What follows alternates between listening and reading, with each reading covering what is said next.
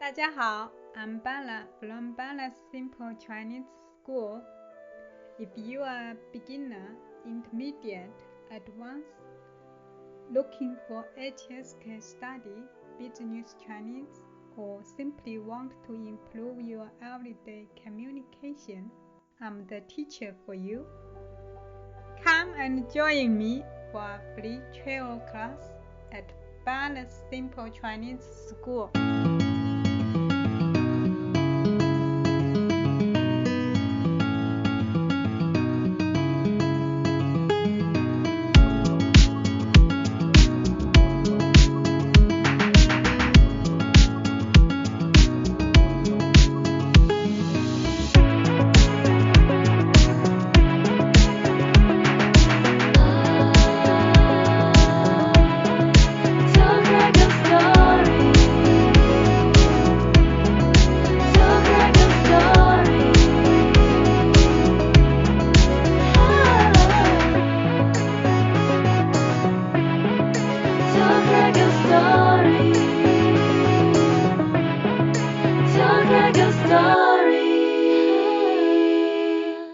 Hello everyone, Craig here. Welcome to another edition of the podcast, Tell Craig Your Story. Today we'll be speaking to Jason Aird. Now, this is the fourth time Jason has come on to talk all things Metallica. And he's just recently come back from two tours with Metallica in Europe and the US. Now, with the release of a new single, new album for next year, and a new tour, what better way to get Jason on and talk all things Metallica? But before we go, please go to our website. We're at Podbean. Tell Craig Your Story at podbean.com. We have a link tree which tells you where Tell Craig Your Story is streaming. We are on all the major streaming services. We also have a YouTube channel. Make sure you're subscribing to get all the latest updates. We have VK for our Russian listeners and WeChat for our Chinese listeners at Tell Craig Your Story. Alright, here we go. This is my chat with Jason Aird, talking all things Metallica on Tell Craig Your Story podcast.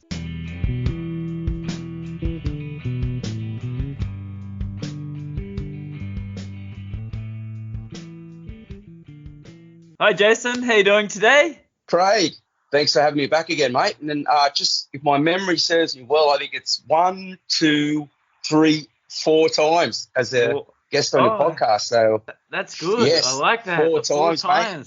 Yes, got to throw the metal horns in there anytime you can, mate. So again, appreciate you having me and talking all things Metallica. Thanks again, mate. And you know what? I just watched it last night, the Ronnie James Dio thing, and he was like the inventor of the whole horns up. So yes, he was. Very good time. And we're less than 2 weeks away from Christmas, mate. So you're getting all excited, getting ready for family stuff? I am, mate. I'm just about to finish up work next week and, just definitely spend some quiet time with the family, mate. It's always a great time of year for that. And hopefully we get some beach weather because it has been pretty bad, Jonny, unfortunately. I hear that. Yeah, it's like, didn't you say that you were turning the heater on? I mean, that's... Yes, like in a jumper, like a jumper, like 2 days before, like a week before Christmas, sorry. So, like hopefully the weather kicks in and we get some nice weather. And as you know, like that time of year is the best. So looking forward to some time with Christmas. Yes. Absolutely. Well, all things speaking Metallica, you've become like our resident coming on. And the last time I talked to you, you had just come back from the 40-year anniversary shows. So it's been almost a year since you've been on here. So how time flies. But 2 weeks ago, maybe 3 weeks ago now, woke up, bam, a new single for Metallica, a new album for Metallica, and a new tour for Metallica. Not mucking around. So, how was it in Australia? You were like 3 hours ahead of me, so you would have woken up to it as well, or did you stay up? Well, basically how it went was 2 o'clock in the morning, which is in and around lunchtime in the US. My phone just starts vibrating, like text is going off, and I'm thinking, there's something actually happening pretty damn wild on the other side of the world, because it is pretty normal to get texts from my US friends and being part of the Met family. But my phone started beeping and vibrating, whoa, and then just the single was boom, and it's really exciting. Everyone again was like at another level with excitement, with new music finally from Metallica after 6 long years after Hardwired. Yeah, so they bring the single out, they bring the 10 dates, and then it's like, okay, you've got 2 days to get all your money for these tickets, and you have a chance to get these tickets. So gone are the days where you can wait like a month or 2 months, but 2 or 3 days, get those tickets, go. Yeah, there's no mucking around, is there? Like, as you rightly say, it's boom, in your face. You've got 2 days to readjust. You've got work issues. You've got family. Where does it all fit? Can I do this? Can I do that? And it was just like, for me, it was a brain explosion. So again, it was, you really got to think through it. That's Metallica for you. They always throw a spanner in the works, boom, straight out of the gate. So again, exciting times to be a Metallica fan. And the new single, Lux Aeterna? Lux Aeterna. Aeterna, there you go. Lux Aeterna. So that's eternal light in Latin. Oh, there you go. Yeah, right. Yeah. So it comes out, we hear it, and for me it was like, whoa, this is like really old school sort of sounding. Like the guitar sound was very old school, double kick, very, very fast, 2 solos there. So how's the reaction been for you, and what about in your fan base there? Yeah, I mean, it's been overwhelming. It's been actually really, really positive. And again, as you rightly say, there's a real, for me, very, very Motorhead-esque for me, with an element of Diamond Head, particularly with his vocal harmonies. A song called It's Electric, which was off the Garage Inc. album. So again, a lot of influence there, but real 80s Metallica style, particularly with the writing of the song. Very simple, but just that real great energy and feel. So initially I got that sense of like, it's like Metallica 2022 revisiting early 80s Metallica. So that rebirth, if you want to word it that way, was like, that's Metallica at its best. And there's definitely no slowing down. I mean, we talked about it last time, where the sort of mental health side of it and less shows to keep the train going. But wow, from this song, I mean, that's the single. They're going to have to play that nearly every night at the shows. So yeah, let's talk about that as well.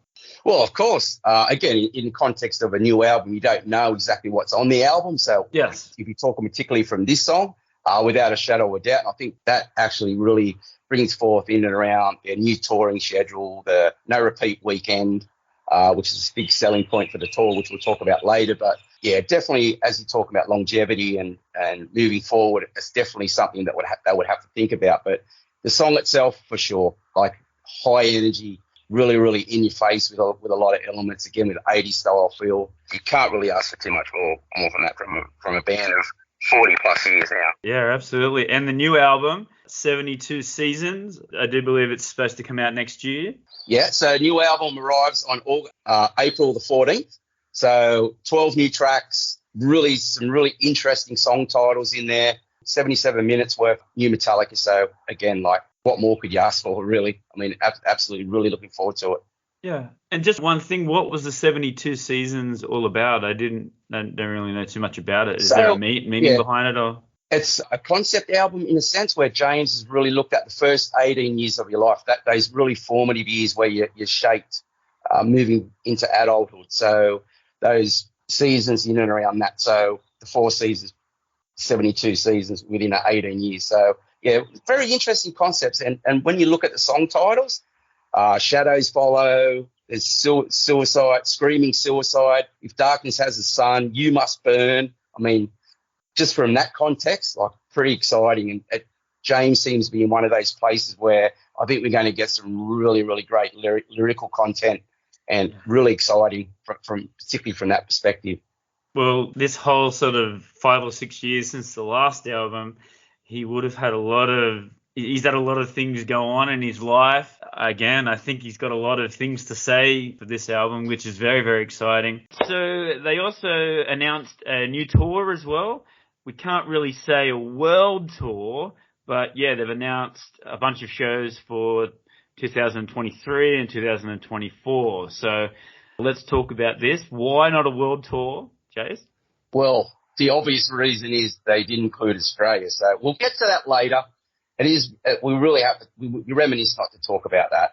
It's really important that we do, but being Australian fans of the band. Like in just the overall selling of the new tour is that they've worded it as a world tour, but it's 22 dates across Europe, 46 shows with the back-to-back weekends in Mexico and a festival show in Download, aka Donington. So overall, 48 shows over the next 2 years across Europe and North America and Mexico City. So they're all their primary markets. And they're all doing. Australia misses out. So they're all doing like Friday and Sunday, right? So it's 2 days in the one show, in the one city. For the most part. And that's a selling point. No repeat weekend, two unique sets, which is really great for particularly people from those markets, because you can fly in on the Thursday night, for even Friday at the latest, and then you're home on the Monday morning. So it's a really great selling point from that perspective. Not great for an international travel or fans from outside those primary markets, but that's something we've always dealt with Metallica. But yeah, that's something they've really pushed forward on this new tour, and it's a great selling point again, as I mentioned before. Yeah, and then for the tickets too, they have done it for the last maybe 2 or 3 tours, but they have a black ticket where you can buy one ticket and then it gives you access to as many shows in that country. And that's correct. So it's an enhanced ticket. So within that is from a Lux Aeterna platform ticket between, I think, around $8,000 Australian, which you can get 8 friends to share in that. So for 8 people, and it filters all the way down to same day tickets. So there's a gamut of options that you can get. The one you're specifically talking about has been on this tour is I Disappear. That gets you in. You can get a silver, which gets you into a European silver for all your European dates for this year, all European dates for next year for 2024, and vice versa with the US. Or you can get the diamond, which gets you into every show on tour. So, I mean, they're giving everyone an option right through from the very top to the very bottom to accommodate everybody, really, and particularly those next level fans that want to get to more shows. So, like, gone are the days also with the ticket prices as well. Like, again, with the last couple of years, it's changed quite a bit, and you used to be able to have the opportunity to go backstage, and if you're in the fan club to meet the band. That's gone away now, and the ticket prices of all of a sudden, and of course of inflation and the business, I guess, for the average punter, I mean, what do you think of this? Yeah, I mean, it just follows their business aspect of where they're actually heading now. So it's a conversation for another day, another podcast really, but the cost is relevant to their success. Yeah. So that's just how you have to look at it, and you've got to accept, particularly if you look at it from a corporate perspective, that as you put the word inflation in there's always going to be upmarket on particularly when things get successful. So Metallica's got their name on pretty much everything these days. So there's that element of it. If you're talking strictly about ticket prices, well, guess what? People are going to pay that because it just gets pushed and pushed further along, and just how much demand there is, people will buy. So as long as you've got that, they understand that from a business perspective. So people are going to pay, so they'll put the prices up. So yeah, that's just where we're at with Metallica in 2022. Yeah, and with Australia, I mean that's a big hot topic. We said it before. I come down in 2019 to come back to Australia to see you there. We met in Perth. We did one of the very first podcasts. It got cancelled, so. Again, we miss out on this tour, and is there a backlash with the Australian fans? I've seen some messages saying that we're starting to get a little bit annoyed. It's been a long time now. We haven't seen the band. So let's talk about this, Jay. So like, what's your reactions? Like, what are you hearing in your Facebook chat group? With the Australian thing again, I can only speak for myself. There is a level of disrespect there, particularly when you have a cancelled tour. No one's suggesting anything about why 2019 was cancelled. That's the health of someone. That's way more important than anything else. But if it's talking strictly from a principle standpoint, yeah, they've disrespected Australian fans. So I do feel for a lot of Aussie fans, there's a lot of passionate, educated within the fan base, dedicated, loyal fans that really don't have the opportunity to travel. So I really do feel for them. So it is disappointing for the Aussie fans from that perspective, for sure. Yeah, you can go through the things and you just speculate, but I think that the distance between America and Australia, I think the other reason maybe is that there's no real big national tour that we have anymore. We don't have the Big Day Out. We don't have Soundwave. We don't have a big national tour that they can jump on and go on to their schedule. Yeah, if they're going to do it by themselves, then doing a couple of shows here and then fly back to the US and then come back, it certainly doesn't fit in this M72, the way they've set it up, exactly how it is now. So if they're going to evolve that, and that evolves, and the evolution of this tour will probably change, and away from the 2-day weekend, 2 unique sets will probably stay, but it might be just over a shorter period of time. So if you're going to follow a 2-weekend formula, that's just a band's not going to spend 5 weeks in Australia. They're going to do 5 cities. So my perspective on this is, I think this first 2 years will then morph, and then the evolution will change, and they'll fit Australia and other countries in that, and maybe do a block of shows, and then like they did very similar to Death Magnetic, fly in for 3 or 4 shows, and then maybe stay. Go home again, and then come back. So I'm not quite sure exactly how it'll all fit, but again, it will change, and this tour will evolve as we move along, because I can't see them going back in the studio after 2 years. So we might fit into this specific first setup of M72, but I'm sure it'll evolve into Australia getting an opportunity further down the track. Yeah. And didn't you see somewhere that they've actually said that we definitely won't be fitted into this 2023-24 tour? Through on their official fan club forum, there was because so many people were asking the question, there was a generic notification from the people that run that club. It's not officially from the band. Oh, right. And basically what it stated was they really tried through periods of this year, particularly. They really tried, within the last couple of years to try and fit Australia in, but unfortunately it didn't work out. And unfortunately, we'll try our best to do something for you beyond 2025. So again, that's not through official band notification. That was through their fan club. Who work for the band directly though. So I mean, you could take that. I take that pretty as credible. I take that highly credible information. Yeah. And then, just thinking about it, if they were to come, just hypothetically, if they were to come to Australia and they did 2 shows in Brisbane, the weekend thing in Brisbane, the weekend thing in Sydney, the weekend thing in Melbourne, and then maybe Auckland, that's a long time. It's not going to work. It's not going to work in this current formula with the first stage of, if you want to word it that way, of M72 Tour, World Tour. It'll evolve into something a little bit different that fits an Australian model that's best for the band, etc. So, and also just availability of stadiums. So when all that fits into place, that's when Australia will get some dates. But until then, unfortunately, we've got to eat a shit sandwich. Sorry for the term, but that's just how it is. It's a corporate decision. It is a monetary decision. That's really leaves a bit of taste, but it's also a reality in and around just where Metallica are at the moment.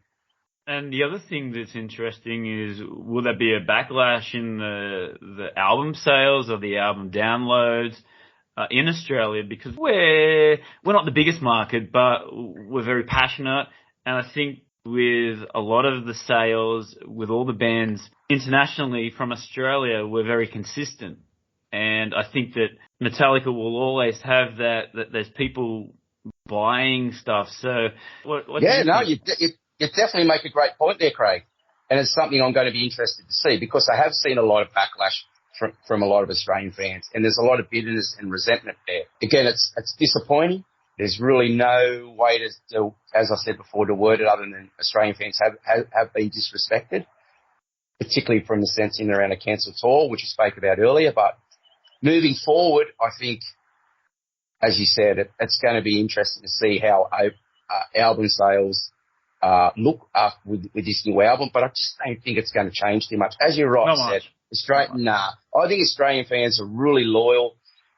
They are educated, dedicated fans, and I think for the most part they'll see it for what it is, and we'll move forward. And there's a lot of positivity around Australian fans too, in general. So yeah, we'll move forward together, and we'll get through it, and there'll be dates to look forward to down the track. That's the best way to look at it, in positive way. Yeah, and be on a positive side. If they're not going to come to Australia, like I've done for a long time, you go and visit them. If they don't come to you, you go to them. So, I mean, I'm organising plans to go there for next year, and I know a couple of other people have also mentioned that they want to go as well. So what's your plan at the moment?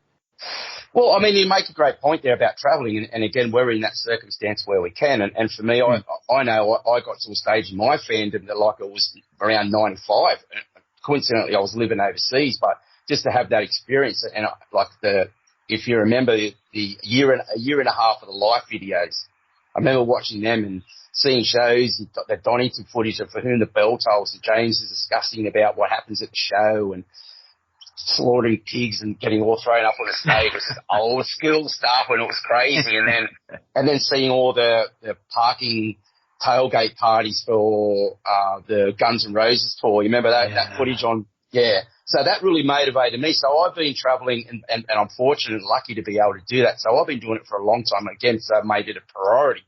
So so for me, it's been a big part of my life, and I've had that opportunity. So as you rightly say, on this tour, I'll definitely get to a few shows in and around North America next year and Europe the following year, possibly Mexico City at the back end of the year if things work, if my work schedule opens up. But we say that now, like the 6 years, but they didn't come for the Load tour either. And that was sort of around their very peak of the band. So, yeah, we've had to wait a long time between the Black Album and Reload. The Reload tour, we were first on the Reload tour, but then there was a long gap there, and then they come for St. Anger for the Big Day Out. But there's always these big gaps for Australia, so it's just unfortunate that we live so far away. And that's part of it. It's a logistical, as you rightly say there, you make some good points. It's a logistical thing. And again, like through my own as a fan, I made that decision. Like, because there was a distance between shows, a longevity between shows, you make that decision to travel. But you've got to be in that circumstance. A lot of things have got to work out for you. So that's really hard to discuss and debate and have a conversation with a fan that doesn't have that opportunity. So we're in a very fortunate situation. But from Australian in general and a perspective, it's a B market at best. Mm. Yeah. So there's obviously those sort of decisions. And when you're making decisions based on particularly a corporate decision in around the financial aspect, you want to capitalise on a new album, you want to capitalise in those primary markets, you want to hit the ground running in those areas, not so much a B market first to start an album, which they did on the Paul Reed Touring Me tour. So again, you rightly said that we didn't get the visit, we didn't get the big stage show in Australia, that we got the start of the Paul Reed Touring Me. So, which was a stripped down version of a more basic sort of show when you think of particularly the stage perspective. So, yeah, I mean, there's a lot to consider when you're talking about Australia. It's just not as simple as just organising dates. So, yeah, not as simple as we like to make it out to be. And again, you've just got to see through all that. So, yeah. And again, to be fair, I'm looking at from the band side now. They did do, 23 shows for the Deaf Magnetic. So that, to come to Australia and New Zealand, like you say, in a B market and do 23 shows, that is a lot of shows for that time. So I think that they did quite a big job, and they kept adding shows on at that stage as well. So you got to weigh it up a little bit, because that was a big sacrifice, and they were getting injuries. It was the last stage of that tour after I think they finished at the end of that, like, the big tour, the world tour. So I don't know. We've got to weigh it up a little bit. So we always got to put things in context, don't you? Really. So I mean, you're right. There was 4 shows in Sydney, 5 shows in Melbourne alone. So as you rightly say, you add Perth, Brisbane, Adelaide, and then your New Zealand dates at 21 shows within that market is quite substantial. So again, you've got to put it in perspective. So when you're talking about a new album now, but a new tour now, specifically in and around longevity, there's going to be a hit and miss in and around what direction they take. So, as I said before, they will morph this tour into something that fits in and around that further down the track. But again, they want to hit the ground running, particularly in those primary markets, to capitalise on a new album. So, I mean, that's basically where it all sits. And that's a corporate decision. And it's quite really common sense, to be honest. Yeah. Which is really difficult for an Aussie fan to accept. But for me, anyway, all I'll say to it is I know when the Metclub, the Metallica official Metclub sort of changed and they evolved and they took away the status within the fan club, that was a real difficult period within myself. I know a lot of people that, because it was based on longevity, so your status within the club gave you the opportunity for tickets, backstage passes, and things evolved into inclusiveness. So that was a really difficult part where I looked at the band and went, wow, you know, this is certainly heading in a different direction. And you can feel that resentment a little bit building, but then you've got to put it in perspective and go, look, well, I've got a choice to make. Do I really want to support and follow this band? But you can't take away from what these bands giving to you, the music, the opportunity to meet great people, the travel for myself, and again, and just that connection you have with other fans around the world. So, and the band is a conduit to that. So you can't be too, you've got to be just very careful about how much disrespect you want to throw and how much shade you want to throw towards a band from that perspective. Plan ahead for next year. Plan a holiday. A lot of people have been stuck at home, not being able to do holidays, just do it domestically. So plan for next year. Plan for 2024. Go to the US, have a holiday, and have Metallica in it. Have fun. What more excuse is there to travel and go and see Metallica? I mean, just do it. I mean, and you'll never regret it. And I can tell you, if it's a financial thing and if you do push things a little bit to that boundary, I can guarantee you the experience will weigh up that and it'll be well worth every cent. So that's all I can say, really. And that's being really positive around it.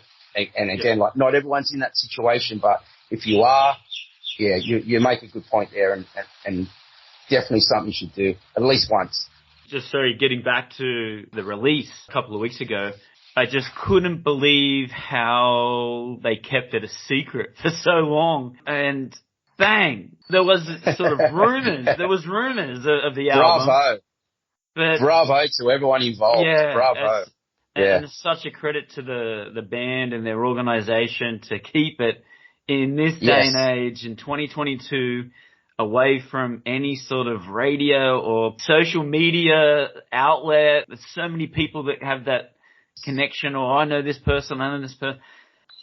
Yeah, bravo. I mean, there's not much else to say. You've made all the points right there. So, again, like the organisational aspect, obviously there's confidentiality in there and agreements in and around all those things, but you make a good point. I know Lars actually said he was on the Howard Stern to actually promote the new album and unveil the new album and new single. So he actually said that. He goes, I don't know how it didn't leak, but we're here.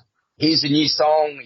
I just see within his mannerisms, when Lars gets that Lars-esque sort of thing where he's, all that type of stuff being real Lars, but you could tell that was a real prominent thing in his perspective, because I don't think there'd be anything worse than the song leaking when you don't want to control how you unveil that song. So it's a big thing for them, isn't it, really? So, again, absolutely brilliant. Bravo. Yeah, it's so good.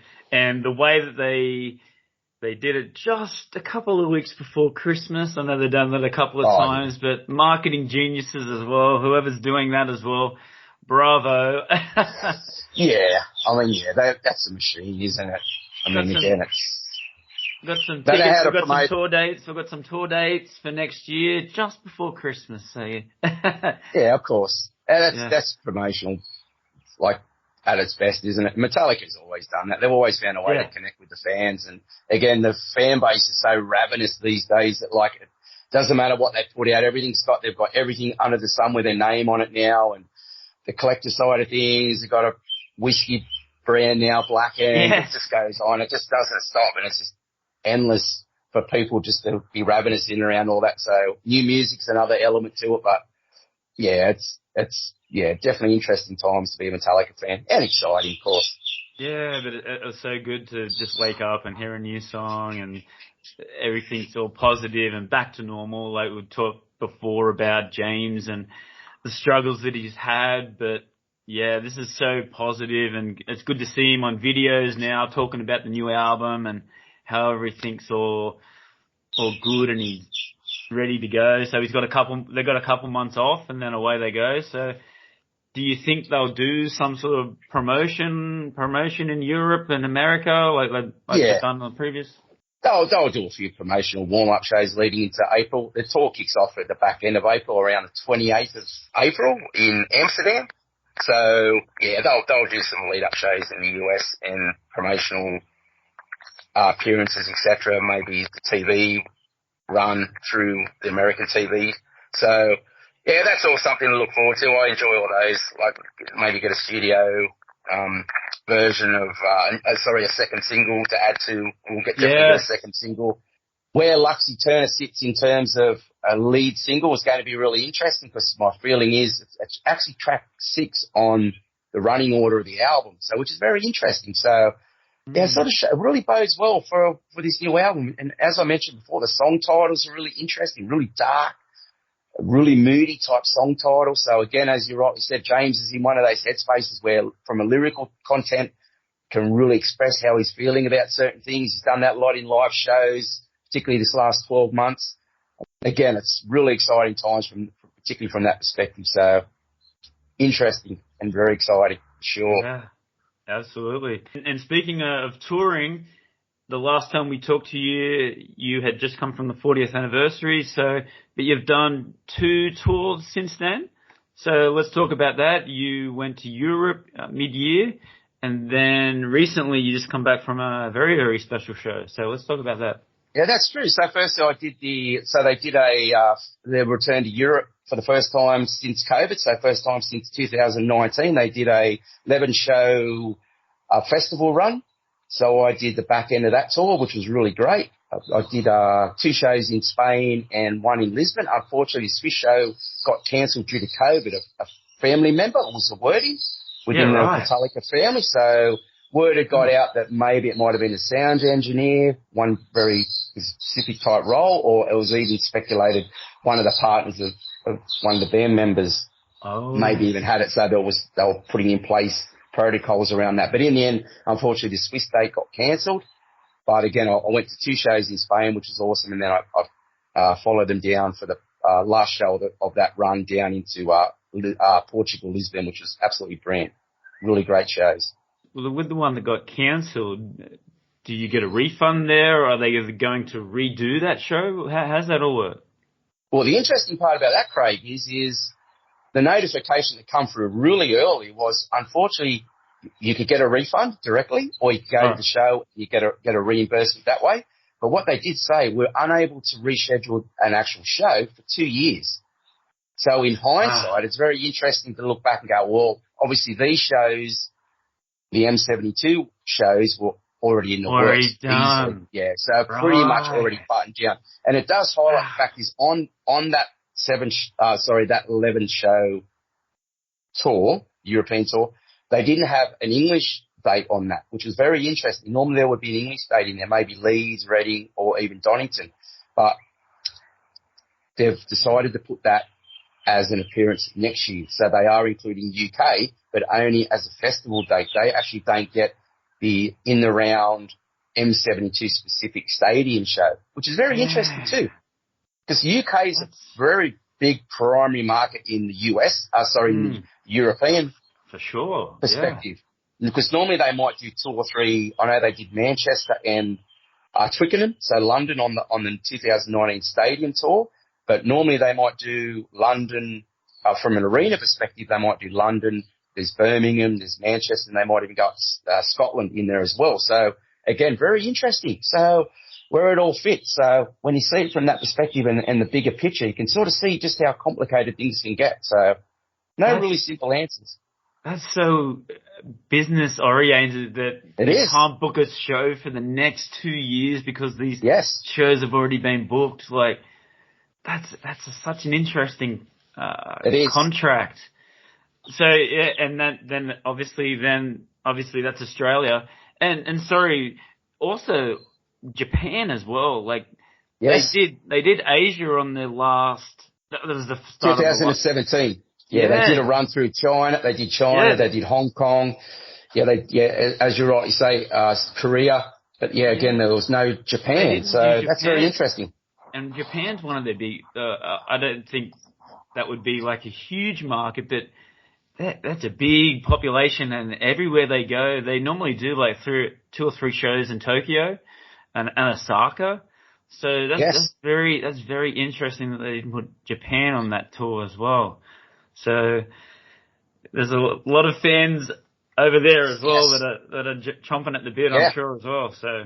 Well, I mean, the difference is obviously from a UK perspective, you can just, it's quite easy just to get over to the mainland. So, it's a lot easier from a logistical time frame perspective to actually do that. So, yeah, but again, saying that, there's a lot of English fans who are pretty disgruntled because, again, they have an expectation. Again, there's a little bit of entitlement. This is what we want. But there's always that pull and push in and around what their expectations are. So definitely from that perspective in and around that. So it's been interesting times, from looking at the bigger picture, and that really exposed a lot of that in and around where Australia fits. So very interesting. Yeah. So let's go back to that and those sort of shows. Like what songs were they playing in the set list? And for you, did you feel the sort of energy and with the band happy? Definitely those points that you made there. For me, when you do a run of shows for a band of Metallica's level is basically the consistency. So the shows really for me start to mould into each other because the consistency is at such a high level. You don't really pick up on anything that's real specific in that one show, particularly when you're seeing so many over a period of time. So, I mean, that's one point. But again, the energy was really high. They did restructure the show. They pushed Sandman up into song 3, which was really interesting. And they did drop Nothing Else Matters there for the first maybe 3 or 4 shows for actually Bleeding Me, which was a great choice personally. Yeah. But for some reason, I don't know whether it was a technical thing, a comfortability thing in and around the performance, they dropped that back for Nothing Else Matters at the back end. So, yeah, again, strictly from a performance standpoint, they're really in fine shape. Again, I had the opportunity to see the show from the Snake Pit, so I was up close and personal, and you could see just the look on their face. So they're really like in that zone. They're really enjoying themselves. And when Metallica, and you know this is when they're in that sort of headspace, they're a really fine oil machine, and they're just blistering in your face. So yeah, it was a really good run of shows, to be honest. It was great to head back to Europe again. Yeah. And I think there was some times there where they took Sad But True out of the set. So that's very interesting that only playing Sandman at the start of at the show as well. So, wow, that's very very interesting. But all of a sudden they started to creep back in. I said, Nothing Else Matters, Sad But True, come back into the set. So, well, one of the main interesting parts of the shows was I was actually in Madrid for the Stranger Things release. So when that hit, they actually had a video process in and around on the screens in and around promoting the show. So that was really good too. So that was really cool. So just to see that live was another element to the show. So yeah, really enjoyed that part as well. And the European fans, they're always sort of hardcore, but especially for those areas, like, did you get a good vibe with them as well? Well, the Spanish, that's why I decided to do the back end, not the front half. Because I actually saw Metallica in '96 when I was living in the UK. So I decided I'd love to go back to just really passionate people, and they really express themselves. They really, not so much particularly from a vocal standpoint, because a lot of them don't speak English. A lot of the Spanish don't speak English, but they scream the harmonies and they're really invested that way. So I really love that. So I went back. So there was that element as well. So really love that part. And Portugal was very similar to like that. Very passionate people. And you're right. It was great atmosphere, great energy, and the band really feed off that. So yeah, it was excellent. That's really cool. And then you went back to the US at the end of the year for a very, very special concert. It says here, to celebrate the lives of Jonny and Marsha Zazula. Zazula, yes. So they're all Metallica's first managers. They actually owned and operated Megaforce Records, which was an independent label, and they were the first ones to sign Metallica. So the band played a benefit show for them in Florida, which was a 7,000-seat theatre. The tickets were, but the show itself was in and around celebrating that specific time. So it was all songs from 83, 84, basically only songs from Kill 'Em All and Ride the Lightning with a couple of covers thrown in there as well. So it was like the energy was next level, and it sits really high in my all-time favourite shows. It was really a special night. I really can't say anything any more than that. It was a really special show. Was the ticket prices, were they really expensive or hard to get? They were. Again, through the Metclub and your legacy status, it was quite easy to get the opportunity to get a ticket, but again, the prices started to escalate and was quite expensive. So, but it's all in perspective. It's where you see the value of where you spend your money. For me, I don't even think about the money now because that experience is well worth it. And again, of course, seeing all your friendships and your connections you have with a lot of friends through the Metallica family as well, which is another bonus. So totally worth every cent, buddy. I saw some of the videos. They did a Blitzkrieg and they did. Am I Evil as well? They did do Am I Evil and Blitzkrieg, yes. Yeah. Yes. And they were the two covers and the rest were off Ride the Lightning and Kill 'Em All. Wow, what an amazing set. And who were the support bands? They had a couple of... It was actually Raven. So the Kill 'Em All for one, which was like from a 93 tour. So they really highlighted that era of the band, and they went back to that era of the band. That was really emphasised through the show, and they had a monologue, and they were showing, captured a lot of pictures and footage of that era. Yeah, it was just a great celebration of that era of time, which is like the formative years of Metallica. So yeah, again, it was just a special night. Something I'll take with me for a long time. Did Dave Mustaine get any?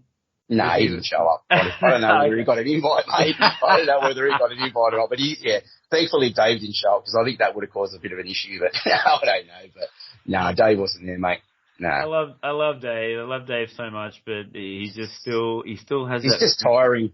Yeah, he just still has that. He's got to let it go. He's got to let it all go. Just move on. You've got a successful band. You're a successful artist. Move on. Everybody can take a jab. We've got to do the big four. Let's do this. Metallica this. And I'll be interested to see what actually thinks of the new album and the new song. Yeah. Because again, it's very old school. Yeah.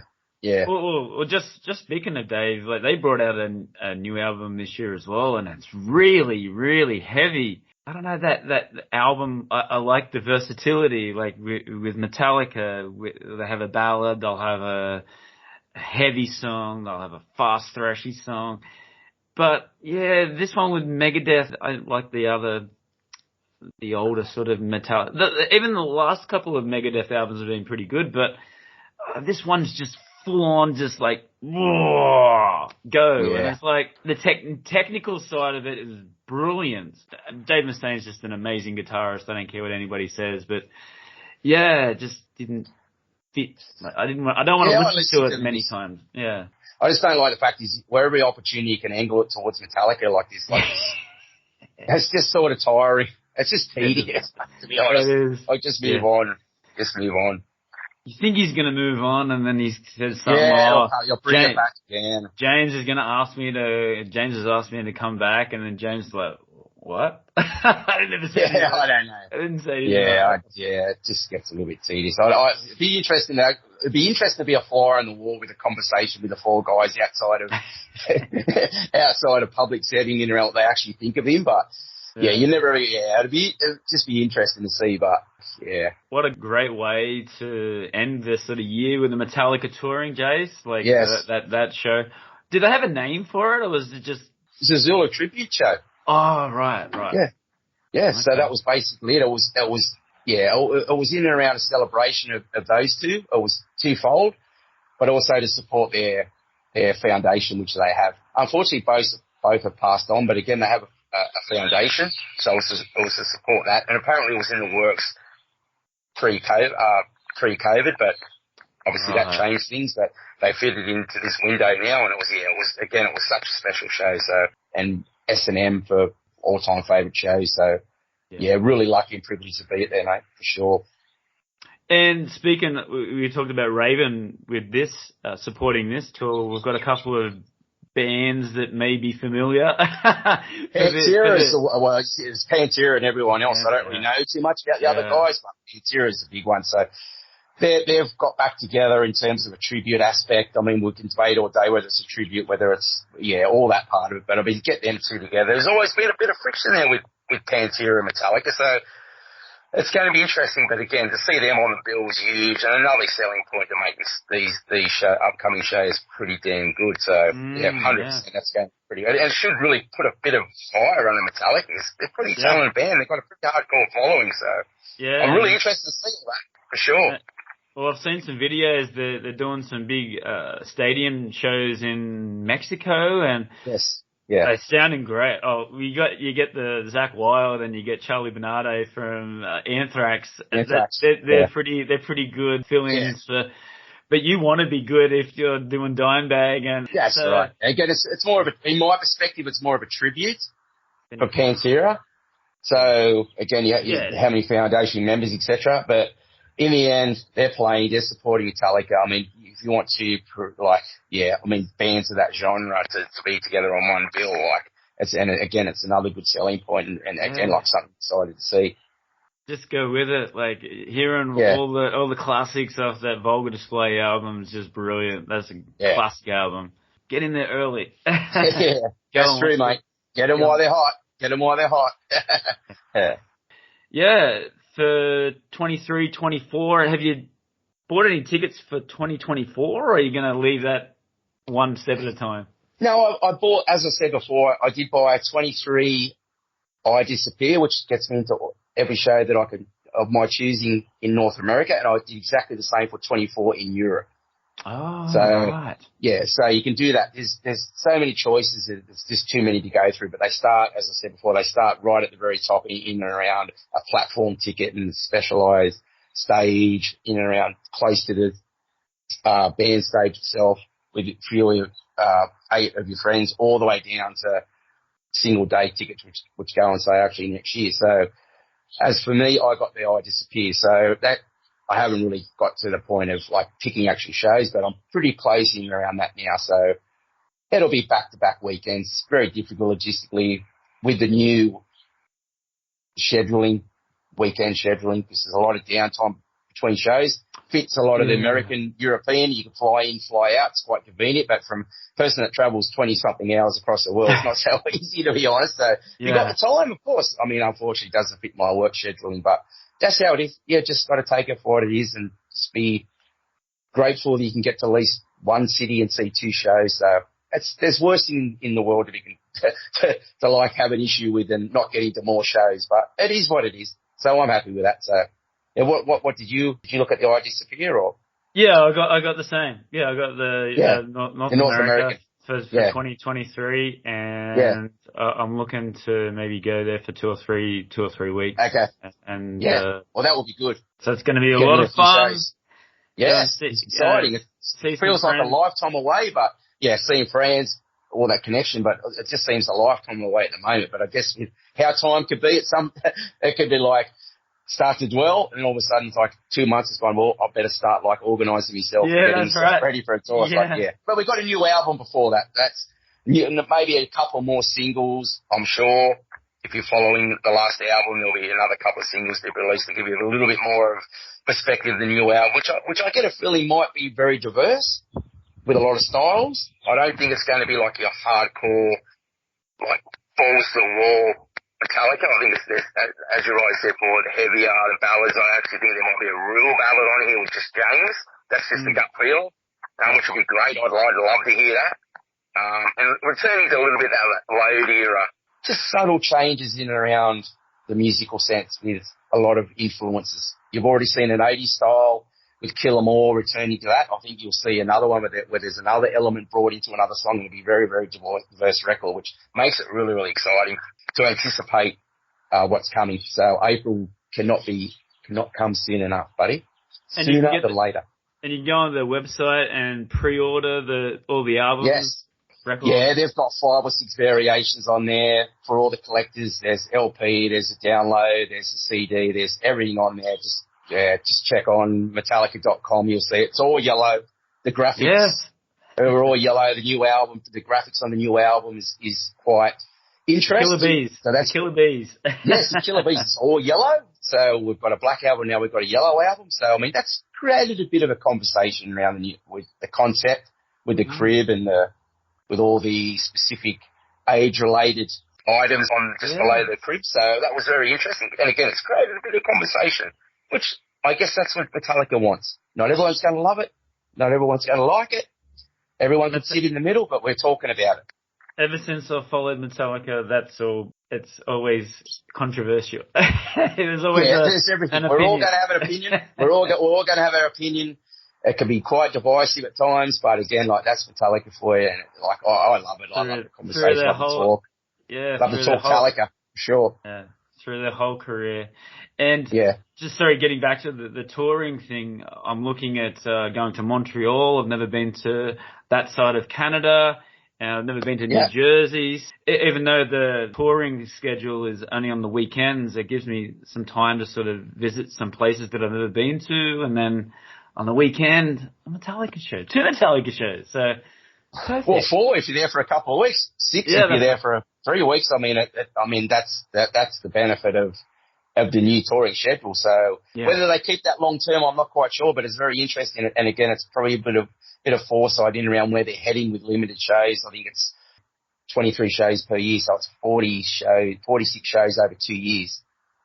So that's really limiting their show numbers, which is about longevity. And James has actually come out and said they want to be fresh, they want to be 110%, they want to make sure people get value for money. And I really do respect that from that perspective. And James is very much performance orientated, so he wants to be at his best. And I think this is a step forward to that. And for me, if it's longevity and we get to have the band around for longer, I'm all for that. So for sure. I'll see you in the US, buddy. If I don't see you before, for sure, buddy. Thanks for having me again, mate. It's been a great chat. And again, 4 shows. I mean, I don't know whether they get paid per download or whatever, mate. So I'm not quite sure. No, again, I always appreciate you inviting me on, and have a great Chrissy, and we'll catch up in the new year, eh? And happy Christmas and New Year to all your followers. Hi, I'm Nigel the Shanghai Psychic. I can tune into your loved ones in the spirit world, but I can also tune into you, tell you about your path and the choices that you need to make and need to know. I'm currently giving 30% discount on all Tell Craig Your Story listeners. Just use the code Tell Craig Your Story for 30% off your first psychic reading with me online at Nigel the Shanghai Psychic.